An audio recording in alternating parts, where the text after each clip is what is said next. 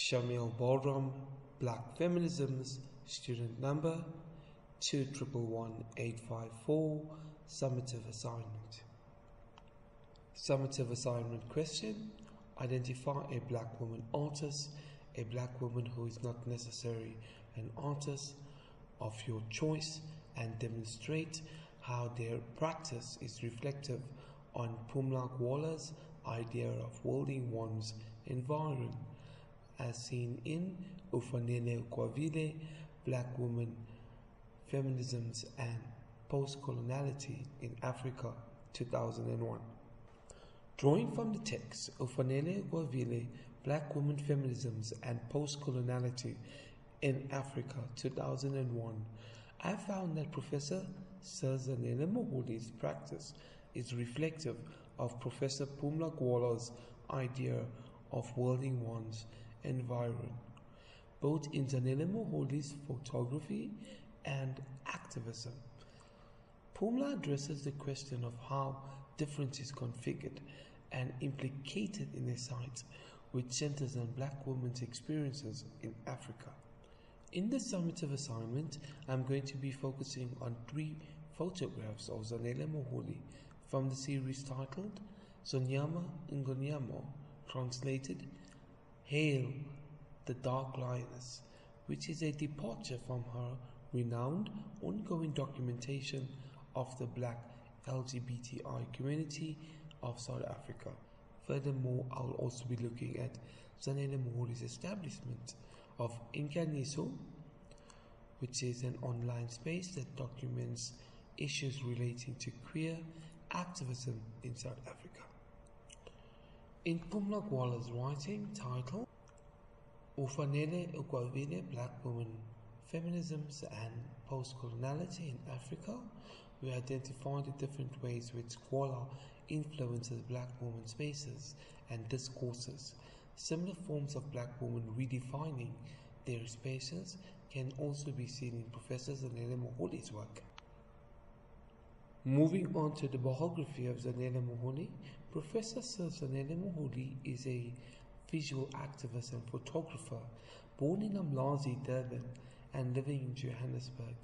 Professor Sir Zanele Muholi's focus on representation of the queer in a post-apartheid South Africa. According to Stevenson's, Muholi's self-proclaimed mission is to rewrite the black, queer and trans visual history of South Africa for the world to know of our resistance and existence at the height of hate crimes in South Africa and beyond.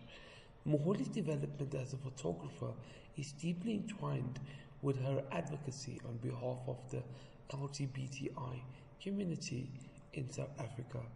Muholi co-founded the forum Empowerment of Women in 2002 and in 2009 founded Inkaniso, a forum for queer visual media. She enrolled at the advanced program in the Photo Market Workshop in Newtown in South Africa, founded by the photographer David Goldblunt in 1989. Zanele Muholi was named the most powerful female artist in Africa by the Art Review magazine. Zanele uses self-portraiture as an intimate look at gender and its place in society. Moving on to examine Zanele Muholi's photographs from the series titled Zonyama Ngonyama. Zanele Muholi's choice of black and white images in all her work depicts different prides of identity in the Muholi. The series references black and white portraiture and fashion photography, with Muholi dressed in different outfits as he takes on various personas, such as a domestic worker, and examines what it means to be black for 365 days a year. The black face and its details becomes the focal point, focusing the viewer to question their desire to glaze at the image of Muholi's black figure. According to Muholi, by exaggerating the darkness of my skin tone, I am reclaiming my blackness, which I feel is continuously performed by the privileged other. Muholi's mother, Bester, was a domestic worker in apartheid South Africa who had to leave her own children to care for a white family. Zanele Muholi's self-portraiture takes on her mother's name as the title of her work. Muholi's face, painted in collaboration with different objects such as material objects, depicts an act of resistance to colonial violence that queer and transgender go through. In the series, she is using her identity to question the historical norms of the LGBTI community and aim to unsettle representation through her work. Muholi's skin tone is darkened not with makeup but digitally by upping the contrast to its maximum. According to Muholi, photographs is not kind to a very dark-skinned person. You either disappear against the dark background or lose your features against the light one. Muholi addresses this technical challenge by pushing the medium to its limits. Muholi has chosen to use the darkest dark in order to speak to the subject of beauty and status, which is often associated with the mass media and among black people with lighter skin. A South African historian, Hlonipho Mokoena, says these images demand that we see the beauty in it as well as the pain. For Mokoena, this is a high wire act. The blackface aesthetic might lead to it being viewed only as irony or parody, when in fact the message is deadly serious. Activist work has always been a central component of Muholi's visual practice, and the Inhlaniso site makes clear that Muholi's visual activism is by no means limited to photography or to the space of the gallery. The site contains life stories, personal testimonies, reports of events and exhibitions of interest to feminist and LGBTI activists. Majority of the contributors to the site are members of the non-profit organization Inhlaniso. The organization provides a skills training for the LGBTI artists and writers in South Africa, providing a much-needed platform for their work. On the site, the organization's objectives are described as the following ways. Inhlaniso focuses on a visual art and media advocacy and visual literacy training.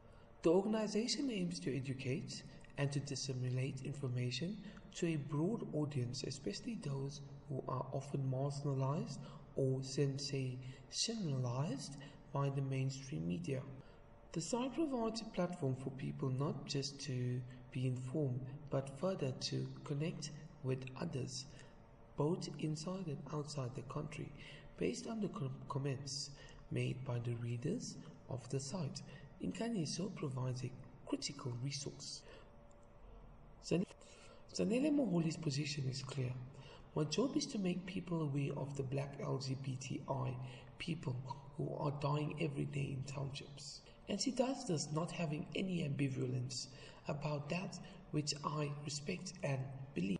But then the idea of an image of a black LGBTI bought by a very rich person sitting in their luxurious house, I would find this to be very uncomfortable, as seen in art fairs.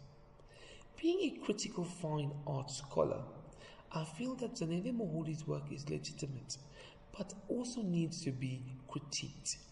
My research with Zanele Muholi has led to further research questions in relation to my field of study. I would like to pose these questions to the reader, but for the purpose of the summative assignment, these questions will not be answered.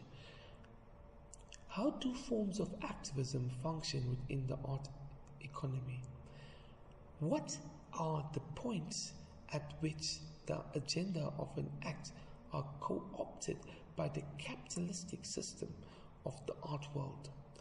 By the work which stands for a point of activism gets turned into a commodity, and for me there's a certain point in which the artwork loses its power of being something which is transformative, questioning or critiquing. Questioning of how images and forms of subjectivity are mobilized within an art economy, and for what end. Thank you. This is the end of my summative assignment.